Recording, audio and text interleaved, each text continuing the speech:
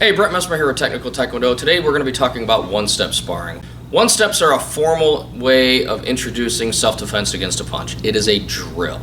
Okay? It is not realistic self-defense because the whole concept is very formalized. You have one student attacking out of a front stance position, delivering a programmed straight punch to the face. There is nothing realistic about it except for the intensity that students do and the concentration and the focus. It is a stepping stone to real self-defense drills. It can be used in conjunction with different sparring drills and pad work drills, but one thing that one-step sparring teaches that most of the other stuff doesn't is self-discipline. This is why I feel that one-step sparring is and should be part of every school's curriculum, because this is where students really develop focus and discipline of their individual techniques. The purpose of one-steps is pretty simple. It is to teach different responses, different options against a punch. It also teaches you basic footwork that can translate into sparring or self-defense either way. There's a lot of different skills that can be used doing a one-steps, but above all else, one-step sparring teaches self-discipline. As a beginner goes through, they're just trying to figure out the basic motions and they don't really understand what's going on. But having that target in front of them, which is another person where they can pinpoint their targets to, gives them more things to focus on. If we demand excellence from our students, the white belts in the beginner ranks will see that, okay, and they will watch the higher ranks and they will say, okay, that's what it's supposed to look like. But if we aren't demanding excellence from our higher belt ranks and we're just letting everybody be average, then you're not getting the discipline, you're not really getting the focus, you're getting very, very minimal rewards out of all the work that one-steps requires. To do one-step sparring correctly does require a lot of work, not only for the student but also for the instructor. It is not easy to do them correctly, which is why most schools don't do them correctly. A lot of our students included, so don't think I'm being on my high horse on this one. We have some very good students and we have some very average students. Our goal is to take those average students and make them excellent. That can only be done through drills like these one-steps. So as you can see, these beginners are going through some basic introductory one-steps. Their techniques aren't perfect, they're trying to figure it out.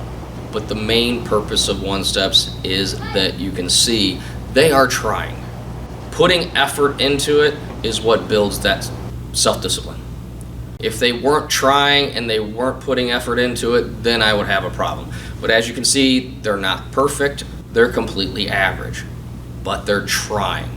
And while they keep trying, they're going to be in that pursuit of excellence. Here we have some more of our advanced students as they're going through their one-steps. You can see that they've really taken it to heart. They understand the concept. They've worked hard to memorize the pattern, and it's almost like it's a miniature form with a partner. So a lot more intensity, a lot more focus with these higher ranks. Proud of these guys, are doing a good job. As you can see, we're not sticking to pure Taekwondo on a lot of these drills. Taekwondo has its influence. I also have other different skills and things that I've thrown in over the years. If you watch some of these different one-steps, you might see some Wing Chun influence, boxing influence. You might see Hapkido things thrown in there. Obviously the Taekwondo is going to be part of it, but really with the one-steps we can branch out and show more self-defense skills that you're not going to use in Taekwondo. I want to introduce other elements. And that's really where I can do it at, is in these one-step drills. Years ago, Master Grove listened to some business types, and they told him that one-steps should be dropped from the curriculum because they're too hard and nobody does them right anyway. And in our ignorance, we listened. About a year later, we had a brand new group of beginners that came through who never did one-steps, and they're testing for their green belt. Their kicks were bad. I don't mean their blocks were bad, their forms were bad.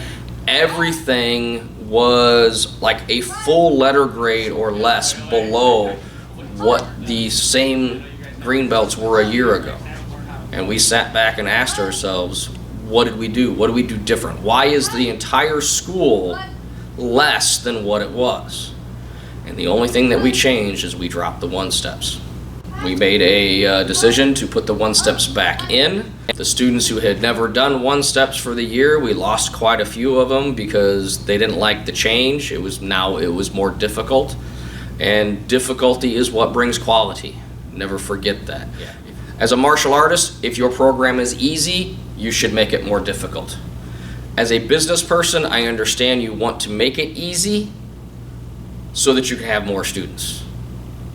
So once we reinstated one-steps back into our program, the quality and the discipline of all our students came back up, and we have maintained that, and we've decided that easy is not the best route for what we want to teach. So we have decided to make our program more difficult, to keep our demands high, because we expect excellence from our students.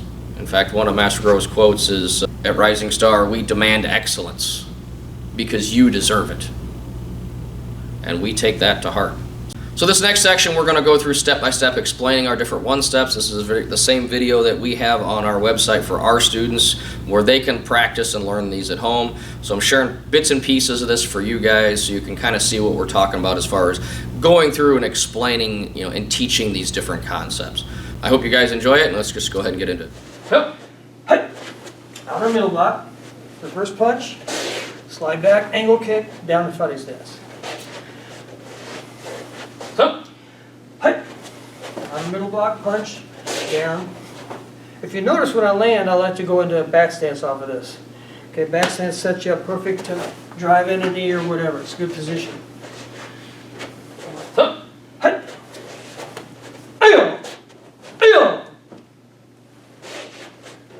Okay, number 2 is a side kick. When the attack comes in, you're going to step back to a parallel stance. I'm going to pivot on my heel. When I do this, if I want to, I can close my eyes, and I'm not going to hit him. The distance is just perfect. One more time. So when the attack comes in, pivot on the heel, give my parallel stance from here, side kick, double forearm, and then back fist strike. One more time. Turn to the side, side kick, double forearm, back fist. And last one.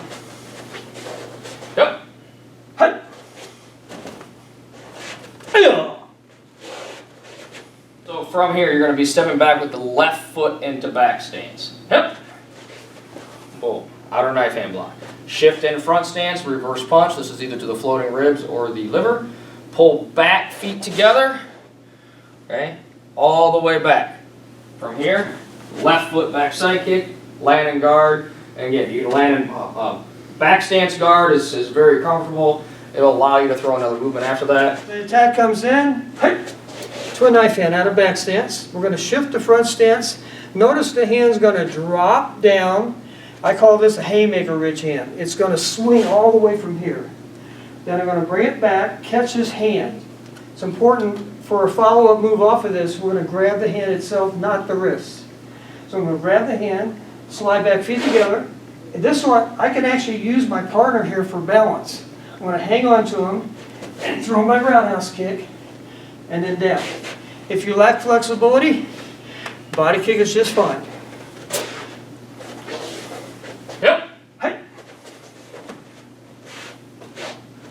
Body kick is fine, or the head kick, either one. I want to drop to the side, full front stance. From here, I come up, my weight is balanced on this front leg. My distance is perfect to throw the side kick without having to worry about injuring him. I throw the side kick, with my feet to come together, not forward. They come forward, I'm going to injure my partner. I'm going to land down, feet together, and then throw the back side kick off of that. One more time. So it's a side-back-side combination. Drop to the side, a full front stance. If I go here, a short stance, I'm going to hit him. It needs to be the length of a front stance. So I step out, chamber, side kick, feet together, back side kick, and then down to fighting stance. Now we'll put it all together, regular speed. Full side, roundhouse kick, land feet together, step back with the left, And then from here, it's probably a good idea to advise your partner to lower their hand unless you have a really good kick. When you first start learning this, it's probably a good idea to go like that. Okay? Because I'm going to come up with that skip pedal kick motion. Okay? Again, back foot comes in for the skip. Come across this way. Another option is a skip crescent. Yep. So guard is here. Okay. Full front stance, 90 to side. Roundhouse, land feet together. And I want to get a little bit more distance, so I step back with that left foot. Okay. From here, I can either do the pedal kick or come across with the skip crescent and land and guard this way. Yep. Side step, roundhouse, land feet together, step back. Coming across with the skip pedal kick. Notice I'm landing in kind of a reverse front stance when I do the pedal kick. I want to show this video as a highlight of why one-steps are important. Again, the main factor is the teaching the students self-discipline. So hope you guys enjoyed this, and until next time, God bless and keep on kicking.